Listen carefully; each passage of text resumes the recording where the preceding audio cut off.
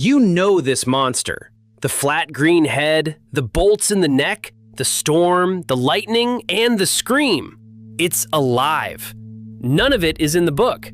There is no lightning in Frankenstein. There are no bolts in the neck. The creature is not green. In the novel, his skin is yellow and his hair is long and black. The creation does not happen in a thunderstorm. It happens by the light of a candle that is almost burned out at 1 in the morning in the rain. And when the reader leans in for the one thing everyone wants to know, how did he do it? The man who built the creature refuses to say. The most famous scene in horror is a scene the author declined to write. But there is one real word in Mary Shelley's own account of where this book came from. It is not a word she invented. It was the name of a real science, named after a real man, and in the year the book was published, it was on the front pages of newspapers. The word is Galvanism, and once you put that word back, the story stops being a fairy tale. It becomes a report, a 19-year-old writing down the most dangerous question her century was asking out loud. So start with the word. Galvanism is named after Luigi Galvani, a professor of anatomy in Bologna who died in 1798. For more than 10 years, he had been doing something that sounds like a children's prank and turned out to be one of the most unsettling experiments of the age. He was making the legs of dead frogs kick. A dissected frog, long past any hope of life, its leg laid open on a table. Touch it with metal and the muscle twitches. The leg jumps as if the animal were still inside it. The most famous version happened in September of 1786. Galvani had hung rows of frog legs from an iron railing by little brass hooks. There was no machine, no battery, nothing. And still, when the brass touched the iron, the dead legs kicked. He came to a conclusion that frightened and thrilled all of Europe, that the spark was not coming from outside the body, it was inside it. He called it animal electricity, and he published it in 1791. A living force, electrical in nature, hidden in the flesh. Perhaps the very thing that separated the living from the dead. It is hard now to feel how strange this was. We grew up with electricity in the walls. They did not. To them, it was a mysterious, invisible fluid. The same force in the lightning that split the sky and in the shock from a jar of charged glass. And here was a respected anatomist saying that this same force lived inside the body and left it at death. The word for it spread fast. Within a few years, to galvanize had entered the language, and it meant exactly what it sounds like, to shock something dead back into motion. Another Italian, Alessandro Volta, thought Galvani had it backward. The electricity, he argued, was not in the frog at all. It came from the two different metals touching. And to prove it, in 1800, Volta stacked discs of copper and zinc into the world's first battery. He was right about the battery, but here is what mattered for what came next. Both men had shown the world the same astonishing thing from two directions, that electricity and life were somehow tangled together. By 1800, sober men of science were asking, in print, whether electricity might be the force of life. And the obvious next question was darker. If a current could move the legs of a dead frog, what would it do to a larger body? Galvani's own nephew decided to find out. His name was Giovanni Aldini, and he carried his uncle's theory across Europe with a battery and a sense of showmanship. He galvanized the severed heads of oxen. He galvanized dogs. On one severed dog's head, he reported, the current produced really terrible convulsions. The jaws opening, the teeth chattering, the eyes rolling in the skull. He published large engravings of the work. This was not done in secret. It was a touring demonstration, a science that doubled as a show. And in January of 1803, it reached London. And it reached a man named George Forster. Forster had been hanged at Newgate for drowning his wife and his infant child in a canal. Under English law, the body of a murderer did not go to a grave. It went to the surgeons.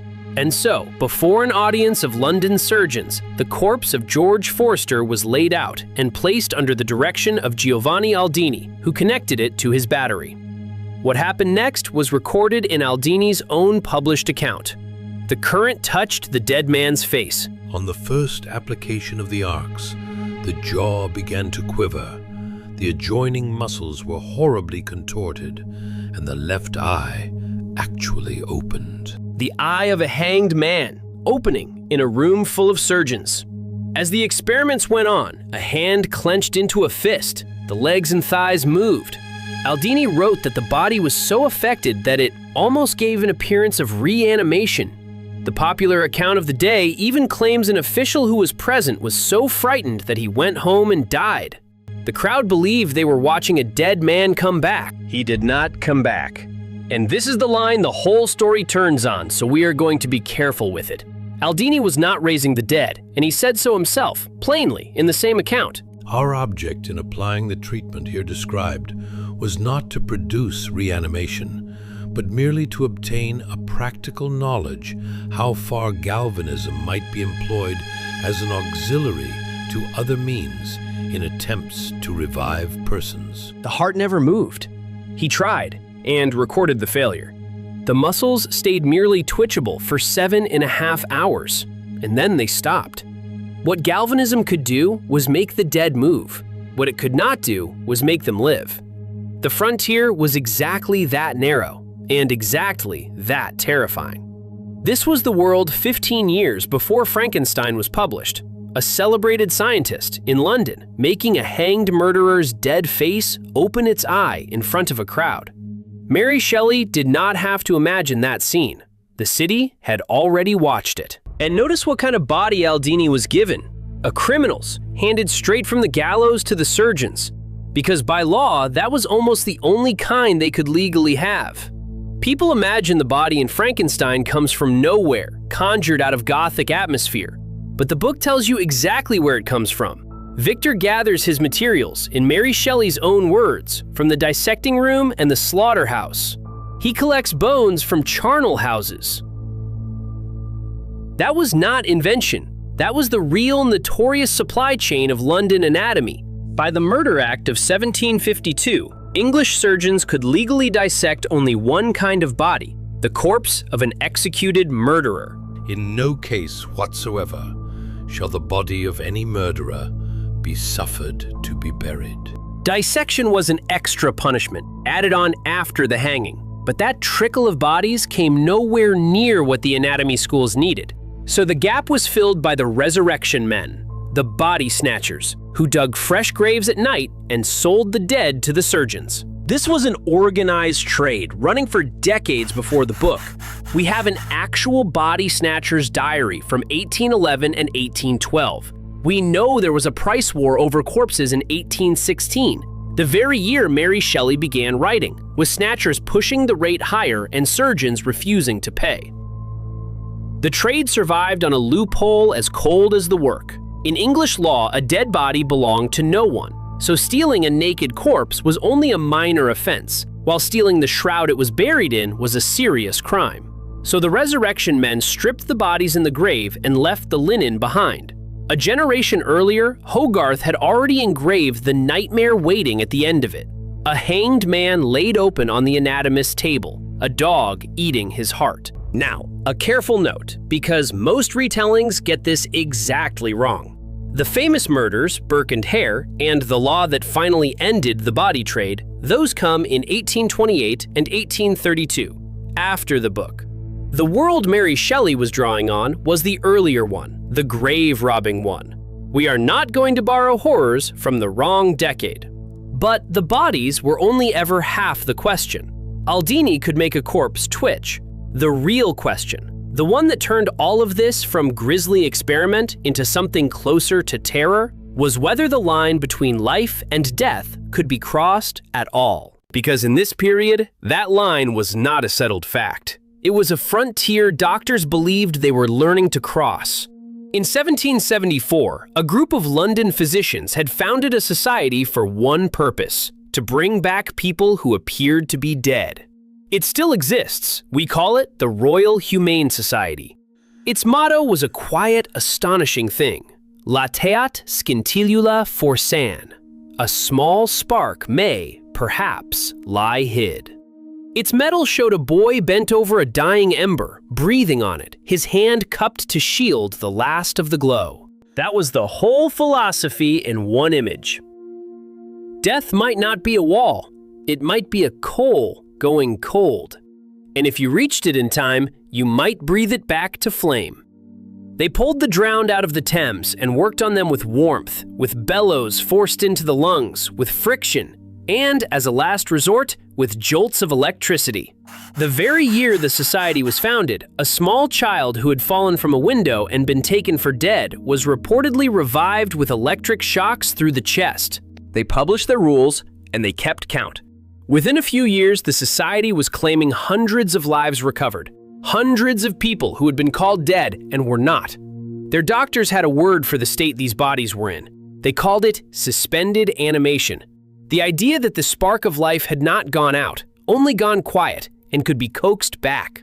One physician of the day put it as plainly as it can be put. Life, he said, does not end the instant the heart and the lungs stop. Something lingers. And if something lingers, it can be called back. And this question was not only in the newspapers and the lecture halls for Mary Shelley, it was in her own life. In December of 1816, while she was at work on the book, a body was pulled from the Serpentine in Hyde Park, the lake where the society kept a house for reviving the drowned. The body was Harriet Shelley, Percy Shelley's first wife, pregnant and dead in the water. The young woman writing a novel about a man who tries to defeat death was, that same winter, living inside the real version of the question. The boundary between the living and the dead was not an abstraction to her. It had just taken someone out of her own household. So the board now holds frogs, a battery, an electrified corpse, a trade in stolen bodies, and a society built to drag people back across the line. But underneath all of it was a deeper argument, the one that turns this from a collection of macabre experiments into a real intellectual war. And it is the part of the story that fell out of the telling first, and, in a way, the reason the green mask had to be invented. While Mary Shelley was writing, the surgeons of London were tearing each other apart over a single question. Not how do you restore life? The question was older and harder. What is life in the first place? On one side stood a senior and respected surgeon named John Abernathy. In his lectures of 1814, he argued that life was something added to the body. A subtle, mobile, invisible substance, he called it, laid over the flesh like a current through a wire. He even compared it directly to electricity. Life in this view was a kind of spark, something extra, almost spiritual, that animated dead matter from outside it. It is, more or less, the idea the whole legend of Frankenstein is built on. And in 1814, it was the position of the medical establishment. On the other side stood Abernathy's own former student, a brilliant younger surgeon named William Lawrence. And Lawrence said something that, in his world, was close to unspeakable. He said there was no extra spark, no subtle substance, no separate principle of life laid over the body. Life, he argued, was simply what organized matter does. Nothing added, nothing supernatural. The mind itself was a function of the brain. Man, he said, sat on a single ladder of living things, from an oyster up to a human being, with no magic rung where a soul was inserted. The proper signification of the term life is the assemblage of the characteristic phenomena manifested by an organized structure. No separate spark, just structure, working. And it cut deeper because of who was saying it. Lawrence had been Abernathy's own student since the age of 16. The protege was telling the master, in public, that the master's life force did not exist. To us, that sounds like an ordinary biology lecture. In 1819, in a nervous England still watching the wreckage of the French Revolution, it sounded like a man denying the existence of the soul. And worse, it sounded foreign, like the cold philosophy of the guillotine carried into a London lecture hall. The establishment press attacked him. The clergy attacked him. He was branded a materialist and an atheist. And then the law came for the book itself. In 1822, the Lord Chancellor of England ruled that Lawrence's book on the natural history of man was not entitled to copyright because, the court held, it contradicted Scripture. In effect, the highest court in the land declared it blasphemous. Without copyright, anyone could pirate it, and Lawrence, with his career on the line, was forced to publicly withdraw his own work and bury it. A surgeon, nearly ruined for arguing that there is no separate spark of life. That was the temperature of this question while Mary Shelley wrote. It was not a quaint debate, it was dangerous. And here is the piece that the popular story leaves out entirely. The piece that collapses the distance between the laboratory in the book and the house that wrote it. William Lawrence, the man who said there is no soul spark, only matter, was the Shelleys' own surgeon. He was Percy Shelley's doctor. The Shelleys consulted him on their health from around 1814, the years just before the book was born. So the most dangerous scientific argument in England, whether a human being is an ensouled creation or an assembly of matter that the right knowledge could switch on, was not something Mary Shelley read about in a distant journal. It was being made by the man who took her husband's pulse. Now, I want to be honest about how far this goes, because the channel lives on that honesty. We cannot prove she sat in on his lectures, and the novel never names him. This is the connection that modern scholars recovered, reading the book back into its own moment. But the connection is real, and it is documented. The teenager writing about the secret of life had, in her own circle, the most notorious man in England for arguing about exactly that. And Lawrence was no ordinary doctor. He had translated the newest German anatomy into English. He read the French physiologists. He was exactly the kind of mind that could carry the most contested science of the age straight into a conversation by the fire. Suddenly, the subtitle stops looking like decoration. Frankenstein, or the modern Prometheus. Prometheus is the figure who steals fire, the divine spark, and gives it to mankind, and is punished forever for it. That is not a horror movie title. That is the vitalism debate in 2 words, the theft of the spark and the price of it. So walk back through the novel now, with all of that on the board, and read the famous lines again. The creation scene that everyone pictures as lightning and machinery is, in the actual text, this. With an anxiety that almost amounted to agony, I collected the instruments of life around me, that I might infuse a spark of being into the lifeless thing that lay at my feet. A spark of being. Instruments of life. No bolt of lightning is named. No method is given. And that silence is not a teenager failing to fill in the science. It is the whole point. The book refuses to tell you how, because the book is not really asking how. It is asking the same question Lawrence was nearly destroyed for asking, whether the spark exists at all. And the book carries the science of its day quietly, for anyone who knows to look. Early on, Victor watches lightning destroy an old oak and meets a man who turns him toward, the book's own words, electricity and galvanism. The frontier is right there on the page. The novel just keeps its hands clean of the mechanism, the way Mary Shelley's own circle argued the principle and never claimed to have built the machine. It began in conversation. By her own account, Byron and Percy Shelley sat up late talking about the principle of life, whether it might one day be discovered and supplied. Percy wrote the book's anonymous preface himself, and in it, he did not sell the story as fantasy. He argued that its central event was, in his careful words, not of impossible occurrence. They were pitching it as plausible, as science, only a step ahead of the real thing. And then there is her own testimony. Years later, Mary Shelley described where the idea came from and wrote one sentence that puts the whole case on the record in her own hand. Perhaps a corpse would be reanimated. Galvanism had given token of such things. Galvanism had given token of such things. A hint, a sign, not a miracle. She is careful, the way the science was careful. Token, not proof.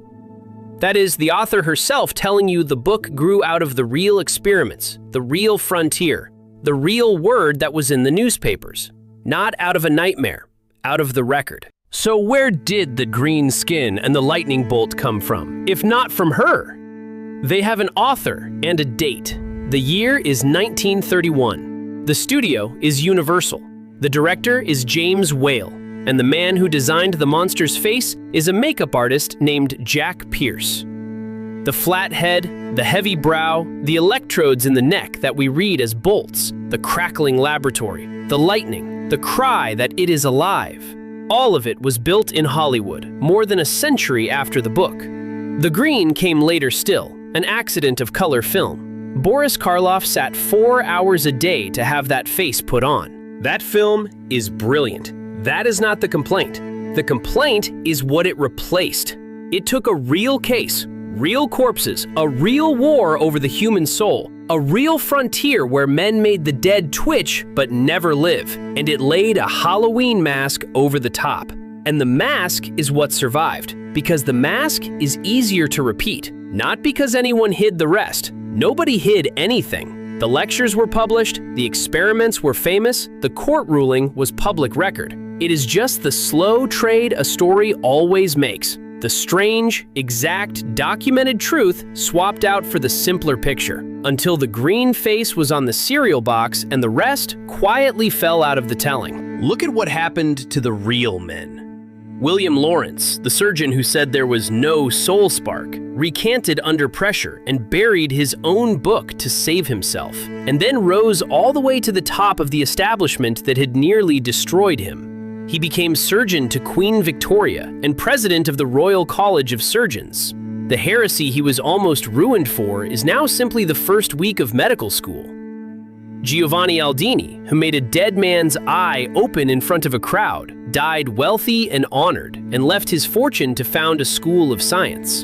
The dangerous question became ordinary. The man who staged the spectacle became respectable, and the book that reported their world became a costume. So leave the green monster on the board.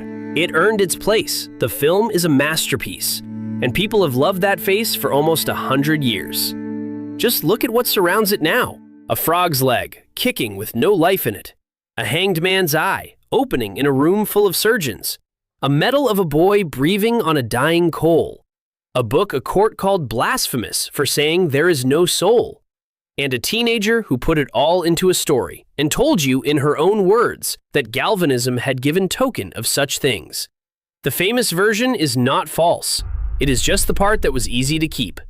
Now look at the story again.